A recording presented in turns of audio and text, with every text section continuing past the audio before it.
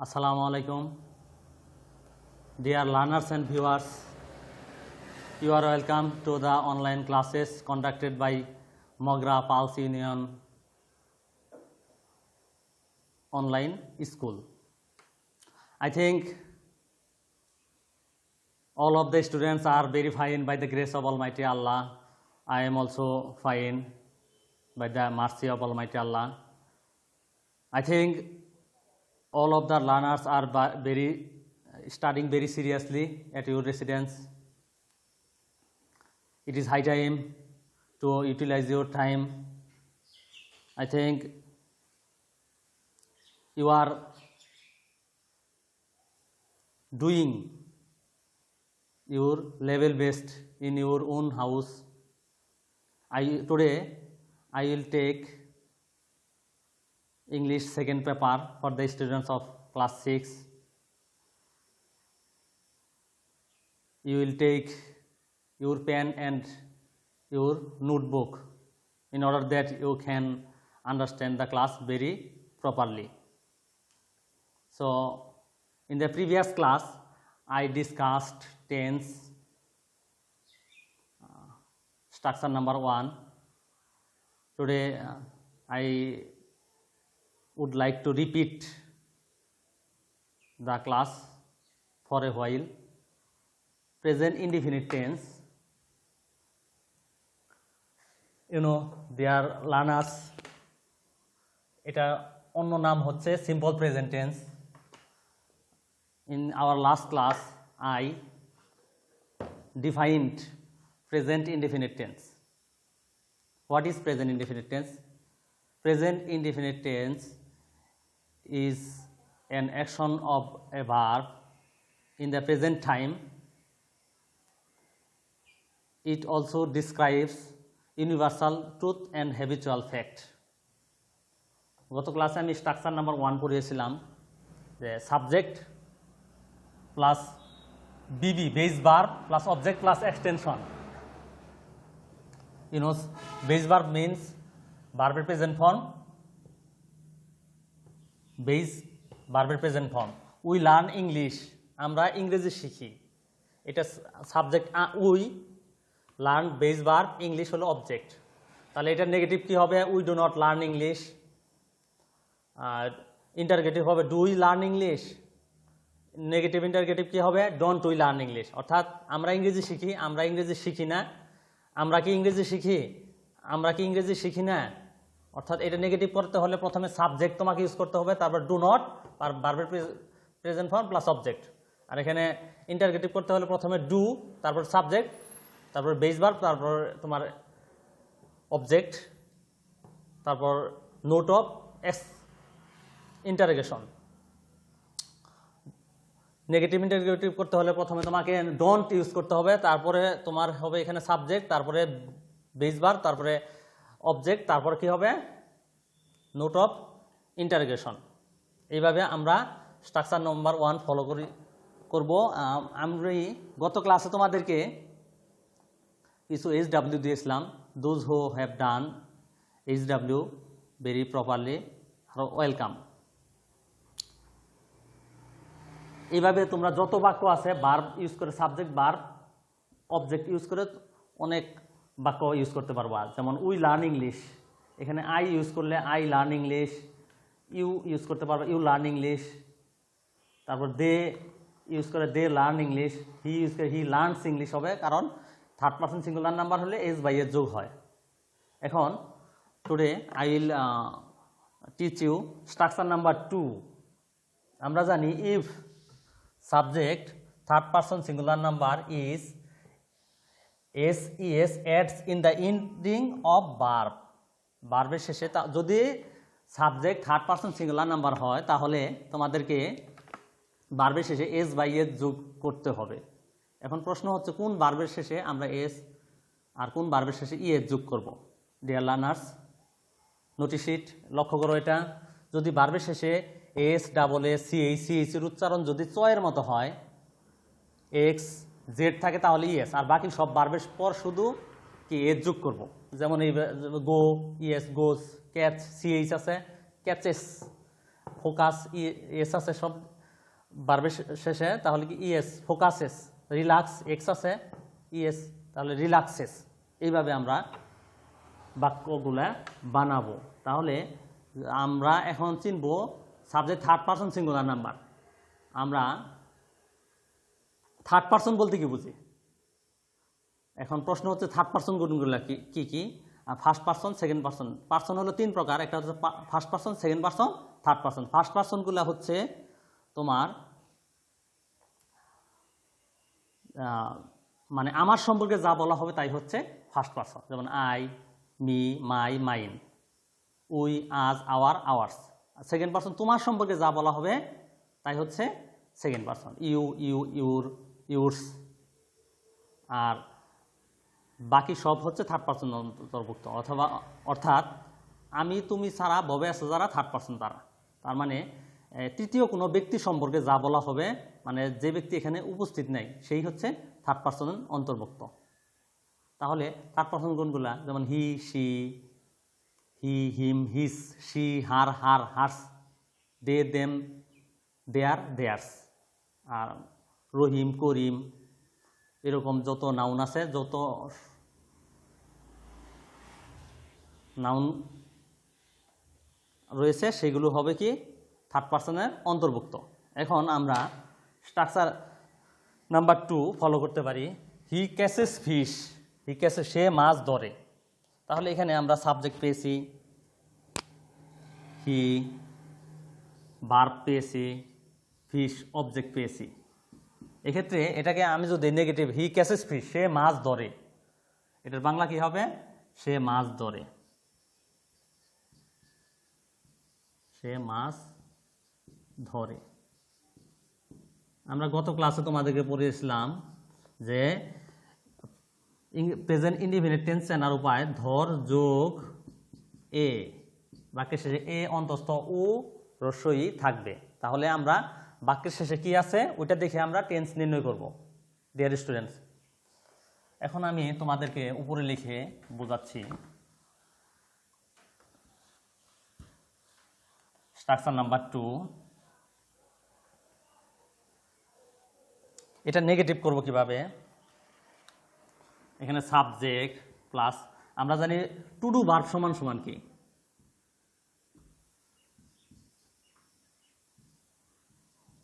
To do verb সমান সমান do, does, did, do, does, did.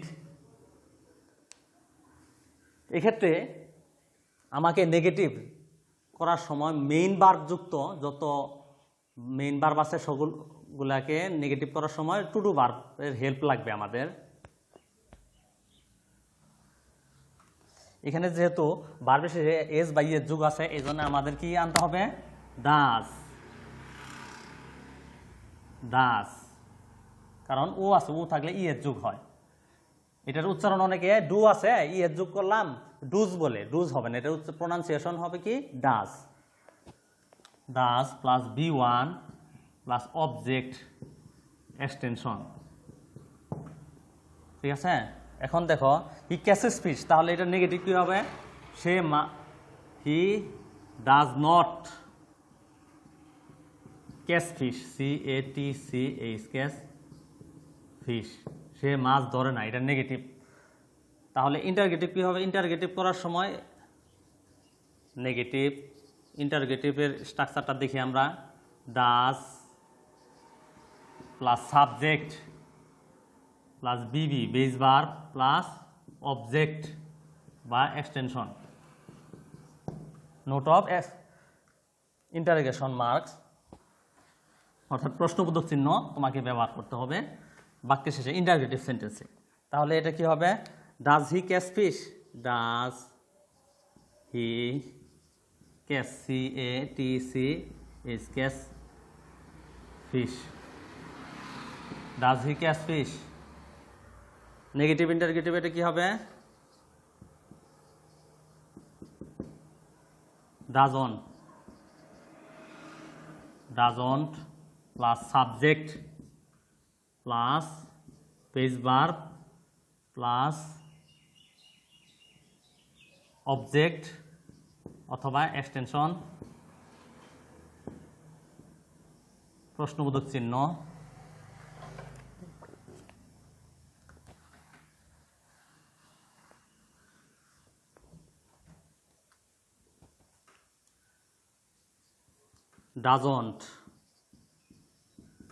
doesn't he catch fish? সে কি মাছ ধরে না? এরকম যত সেন্টেন্স আছে এইভাবে একটা বাক্যকে আমরা 4টা বাক্য রূপ পরিণত করতে পারবো। আবার এগুলো আবার যদি আমি ডব্লিউএস ওয়ার্ড দেয়, যেমন হু, হোম, হুস, what, why, where, when, how, এগুলো দ্বারা অ্যাড করে আরও বাক্য আমি বেশি বানাইতে পারবো। স্পোকেন ইংলিশে এগুলো তোমার খুবই কাজে লাগবে। It will be very effective for your spoken English. এখন আমি now I am going to give you structure number 3।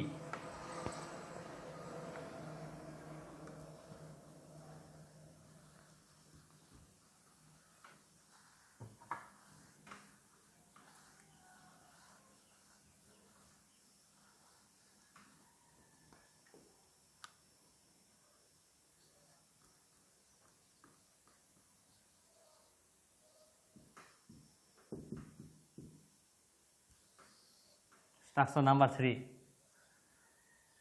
কর্তা কোনো কিছু হওয়া অর্থে, কর্তা কোনো কিছু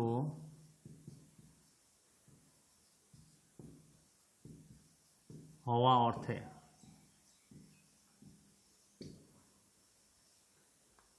subject plus to be plus complement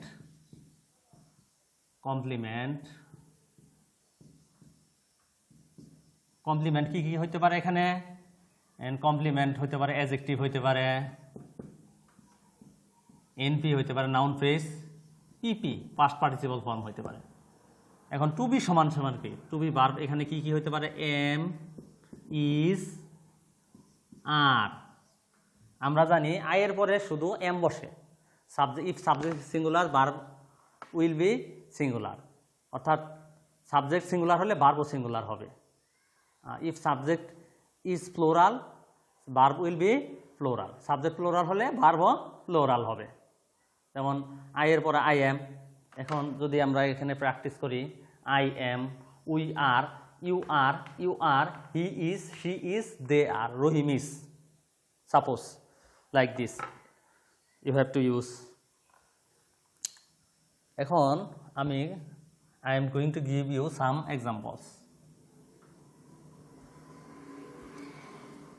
All of the students are writing, I think.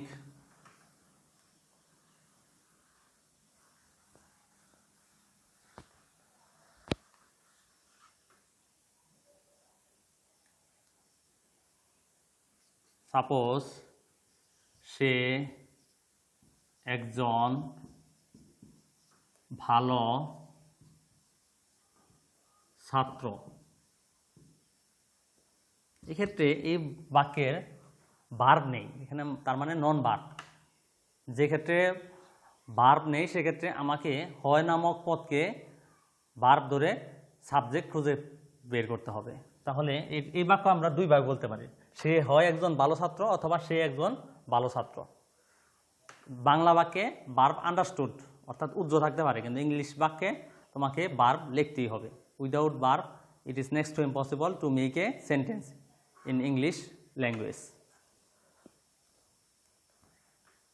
He is a good student.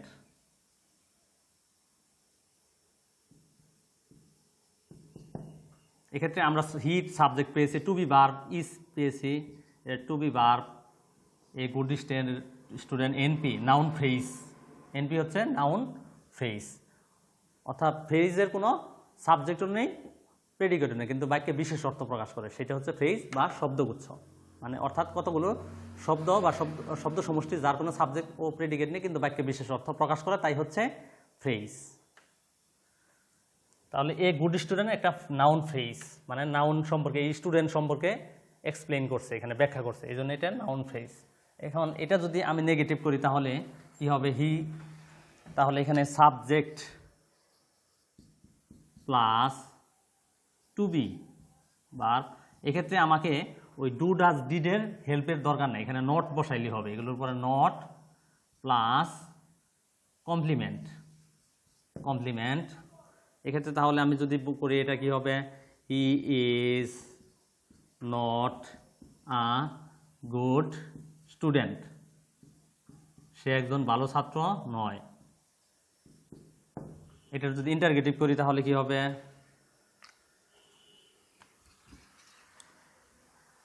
Deer students, notice it very carefully, you need to be very watchful. Interrogative sentence অর্থাৎ প্রশ্নবোধক বাক্য যদি করি তাহলে প্রথমে to be verb plus subject plus complement plus প্রশ্নবোধক চিহ্ন। এক্ষেত্রে দেখো তাহলে এটাকে যদি করি, is he a good student, is he a good student. Negative interrogative করলে কি হবে, negative interrogative isn't he a good student, সে কি একজন ভালো ছাত্র নয়। এখন আমরা I am going to give you structure number 4.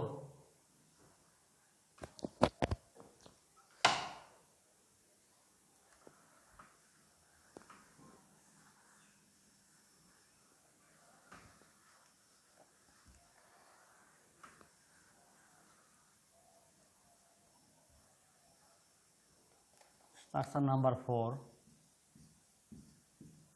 কর্তা কোন স্থানে আছেন অর্থে, কর্তা কোন স্থানে আছেন অর্থে, এটাও হচ্ছে প্রেজেন্ট ইনডিফিনিট টেন্সের অন্তর্ভুক্ত।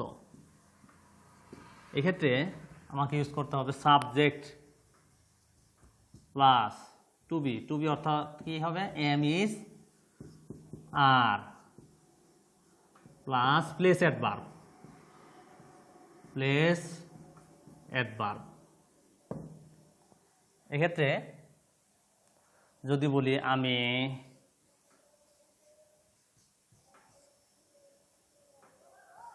ঢাকার মিরপুরে আছি, মিরপুরে আছি। এর আগে আমরা বলছিলাম হই, হও, হন, হয় থাকবে বাক্যে কোনো কিছু হওয়া অর্থে, কিন্তু কোনো স্থানের থাকা অর্থে সেক্ষেত্রে আসি, আসো, আসেন তোমাকে ব্যবহার করতে হবে। সেক্ষেত্রে to be verb am is are সমান সমান আসি, আসো, আসেন, আবার এম ইজ আর সমান সমান হই, হও, হন, হয়। স্থানে থাকা অর্থে আসি, আসো, যেমন আমি হই আই এম, আবার আমি আসি আই এম, এই দুইটাই হয়। তাহলে দেখো I am at Mirpur in Dhaka, আমি ঢাকার মিরপুরে আছি, অর্থাৎ ছোট স্থানের আগে এট বসে, বড় স্থানের আগে ইন বসে। আমি যদি নেগেটিভ করি তাহলে ওই আগেরটার মতোই নেগেটিভ হবে, যেমন আমি ঢাকার মিরপুরে নাই, I am not at Mirpur in Dhaka, আমি কি ঢাকার মিরপুরে আছি, am I at Mirpur in Dhaka, আমি কি ঢাকার মিরপুরে নাই, এমনটাই এট মিরপুর ইন ঢাকা, কারণ এমনটাই এমন্ট হয় না, বা এইন্ট অথবা আরন্ট তোমাকে ইউজ করতে হবে। এখন আমরা structure number 5, I am going to give you structure number 5।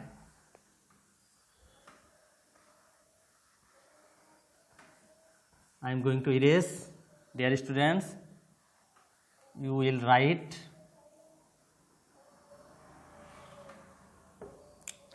structure number 5. কর্তার কোনো কিছু অধিকারে আছে অর্থে, কর্তার কোনো কিছু অধিকারে আছে অর্থে।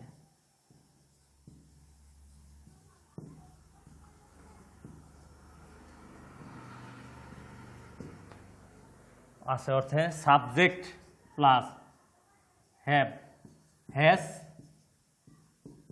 নাউন অথবা noun phrase, NP noun phrase. যদি বলি আমার একটা কম্পিউটার আছে, আমার একটি কম্পিউটার আছে, আই হ্যাভ এ কম্পিউটার। তাহলে আমার একটা কম্পিউটার নাই, তাহলে কি হবে? I have not a computer. আমার কি একটি কম্পিউটার আছে? Have I a computer? আমার কি একটি কম্পিউটার নাই? Haven't I a computer? Dear student, I have come to end. I think you will stay at home, stay safe. You are welcome to the class once again. Thank you very much for enjoying the class. That's all for the time being.